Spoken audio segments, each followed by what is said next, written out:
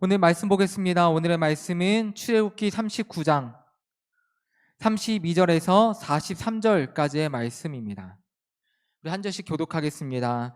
이스라엘 자손이 이와 같이 성막 곧 회막의 모든 역사를 마치되 여호와께서 모세에게 명령하신 대로 다 행하고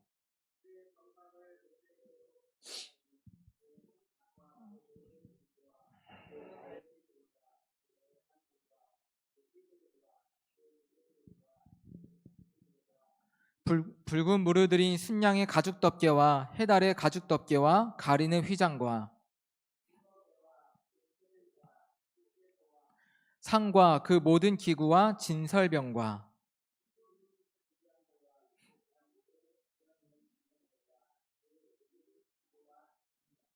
금제단과 관유와 향기로운 향과 장막 휘장문과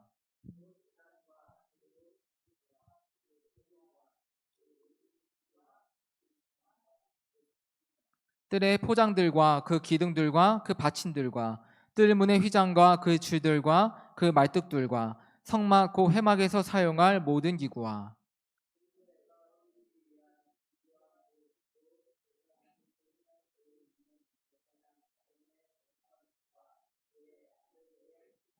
여호와께서 모세에게 명령하신 대로 이스라엘 자손이 모든 역사를 마침에 모세가 그 마친 모든 것을 본즉 여호와께서 명령하신 대로 되었으므로 모세가 그들에게 축복하였더라. 아멘. 성경은 하나님의 말씀입니다. 아멘.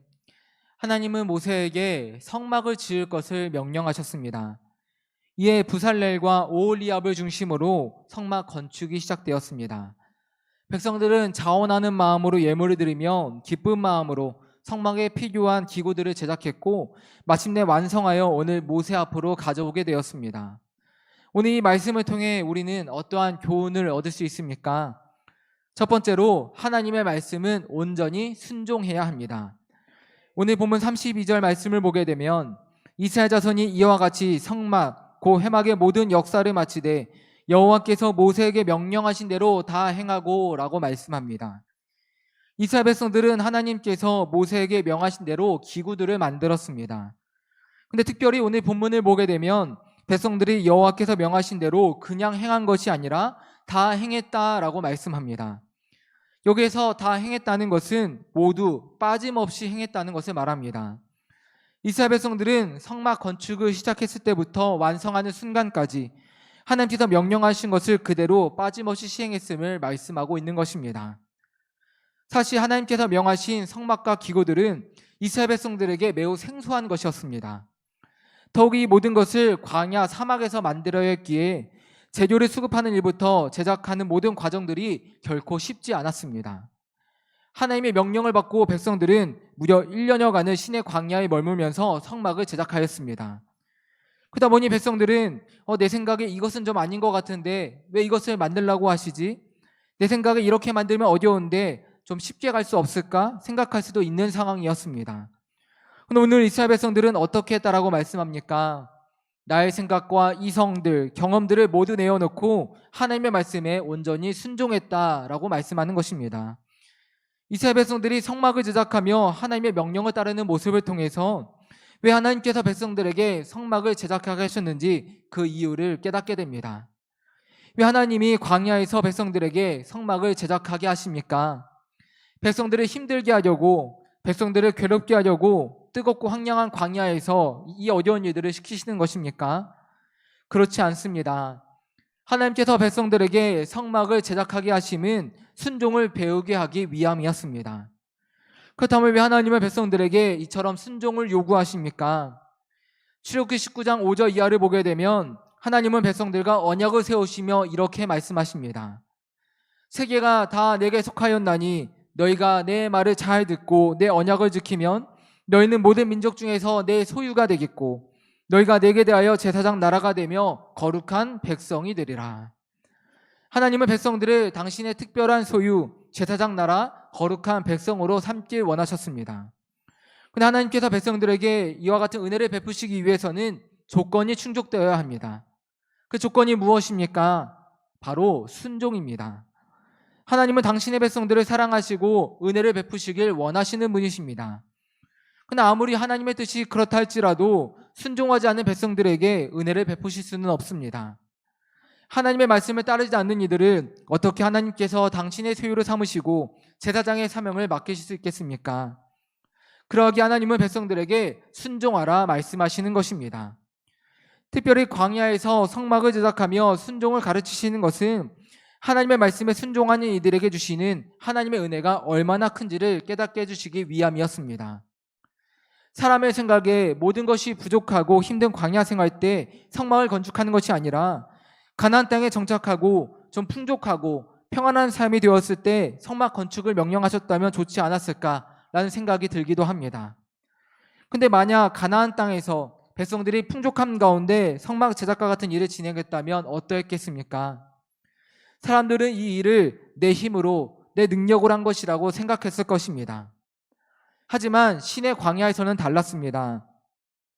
신의 광야에서 백성들이 성막 기구들을 제작한 기간을 대략 1년 정도로 보고 있습니다.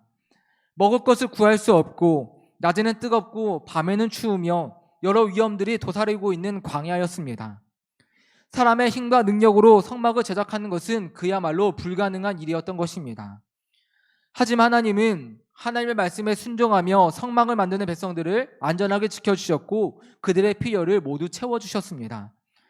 하나님의 말씀에 순종하는 이들을 하나님께서 책임져 주신다는 사실을 광야에서 성막을 만드는 백성들에게 친히 깨닫게 해주신 것입니다. 사랑하는 성도 여러분, 오늘 하나님께서 이스라엘 백성들에게 성막을 제작하라 말씀하십니다. 백성들은 하나님께서 명하신 것을 빠짐없이 실행함으로 하나님을 기쁘시게 했습니다. 오늘 하나님께서 우리 가운데 원하시는 것이 무엇이겠습니까? 하나님께서 우리 가운데 원하시는 것은 한 가지, 바로 순종입니다. 하나님은 우리를 사랑하시고 우리에게 은혜와 복 주시기를 기뻐하시는 분이시기에 하나님은 우리에게 완전한 순종을 원하고 계시는 것입니다. 그런데 때로 우리는 어떠합니까? 하나님께서 순종보다 다른 것을 더 기뻐하신다고 생각할 때가 있습니다. 사무엘상 15장을 보게 되면 사울이 바로 그러했습니다. 사무엘 선지자로부터 아말렉을 쳐서 진멸하라는 명령을 사울은 받았습니다. 이스라엘 백성들이 애굽에서 나올 때 아말렉이 백성들을 대적했던 일을 기억하신 하나님께서는 사울에게 그들을 벌하는 사명을 맡기신 것이었습니다. 하나님은 말씀하십니다. 그들의 모든 소유를 남기지 말아라. 진멸하되 남녀와 소아와 젖먹는 아이와 우양과 낙타와 나귀를 죽이라. 하나님의 이와 같은 명령을 받고 전쟁터로 나갔던 사울은 큰 승리를 거두게 되었습니다. 그런데 문제가 발생합니다.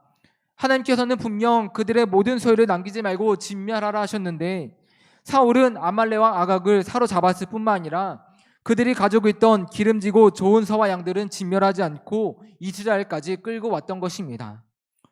사무엘 선지자가 왜 하나님의 명령대로 하지 않고 왕과 좋은 짐승들을 여기까지 끌고 왔느냐고 물으니 사울은 이렇게 대답합니다. 사무엘상 15장 20절의 말씀입니다. 사울이 사무엘에게 이르되 나는 실로 여호와의 목소리를 청종하여 여호와께서 보내신 길로 가서 아말렉 왕 아각을 끌어왔고 아말렉 사람들을 진멸하였으나 다만 백성이 그 마땅히 멸할 것 중에서 가장 좋은 곳으로 길갈에서 당신 하나님 여호와께 제사하려고 양과 소를 끌고 왔나이다. 아마도 사울은 아말렉의 모든 소유를 진멸하지는 않았지만 대부분 진멸했으니 이 정도 순종했으면 하나님이 기뻐하시겠지라고 생각했던 것 같습니다. 또 하나님의 명령대로 다 행하지는 않았지만 기름지고 좋은 것을 하나님께 바치면 하나님이 용서하시고 기뻐하시겠지라고도 생각했던 것 같습니다. 그런데 이러한 사울에게 사무엘 선지자는 단호하게 이야기합니다.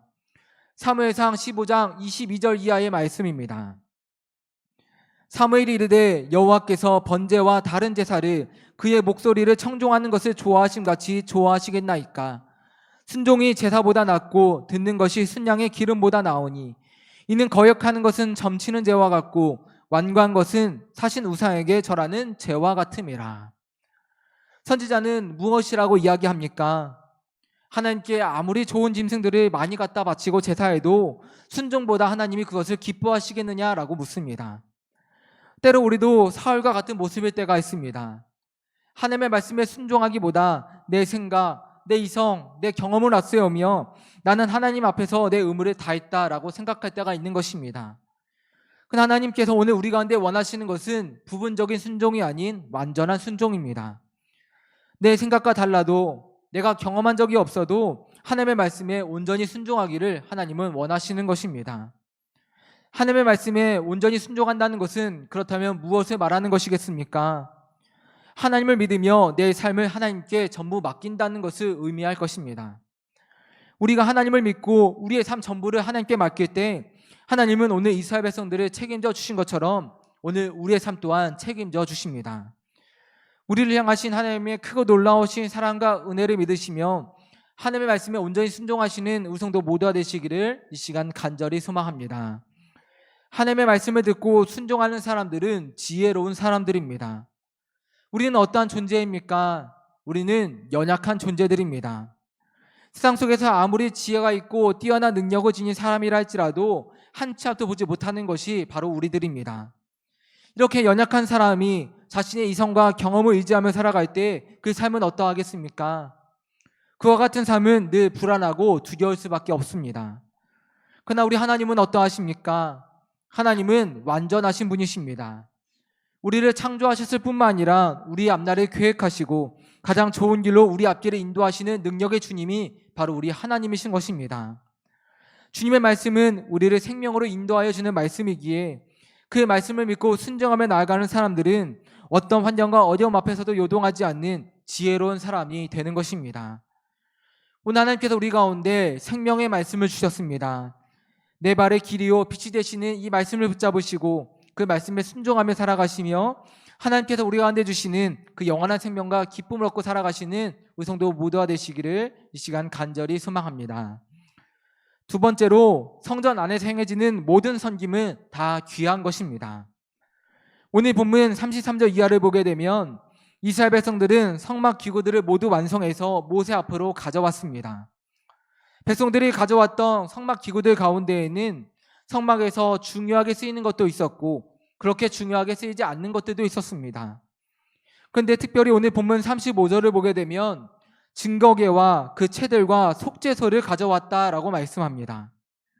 증거궤와 속죄소는 성막에서 가장 중요한 역할들을 감당하는 기구들이었습니다. 반면 채라는 기구는 그렇지 않았습니다. 여기에서 채는 법궤를 운반하기 위해 끼워졌던 두 개의 긴 장대를 말합니다. 함께 언급되었던 법궤나 속죄소에 비해서 훨씬 덜 중요했고 특별한 의미도 갖지 않는 그러한 기구였습니다.